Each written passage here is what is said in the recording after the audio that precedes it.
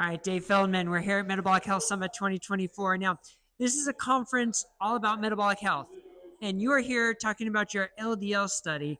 So how does it feel to have this kind of stage to talk about this pretty unique concept that a lot of medicine doesn't really consider, but here you're an invited guest with going to have everybody's rapt attention?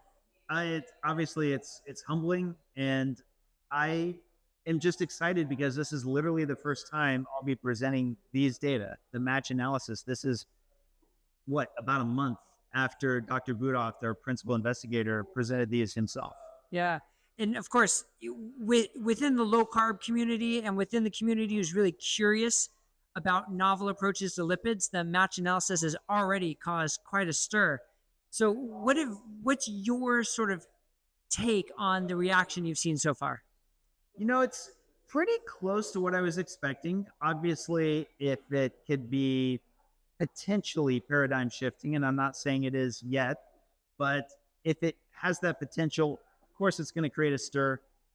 Something I was certainly anticipating to an extent. But that said, it's been actually embraced a lot more positively and a lot more widely than I was first thinking it would be. Yeah. And, I think a lot of people may not necessarily connect the dots right off the bat, but this morning there was an incredible session where we heard from Matt Baszucki and his personal story of bipolar disorder. We heard Ian Campbell. And so we're hearing more and more about these personal stories of how ketogenic therapy has transformed lives. But within the medical community, there's still that concern of what about LDL? What about LDL? So the work you're doing can really impact so many different people and so many different aspects of medicine that we're learning that ketogenic therapy is good for. So, how does it feel to have that on your shoulders, that you've really sort of spearheaded this effort to reanalyze, is there really a danger here? It's certainly been a big motivator. It started with myself, on seeing my own LDL go up. I really wanted to know the answer. But at the point at which that original blog I was writing, cholesterolcode.com, became more and more known as kind of a hub for sharing this information. And I got to meet more people like Matt who had a similar story where keto seemed to be of special value, of really strong efficacy. And then the only thing of concern is that their LDL went up.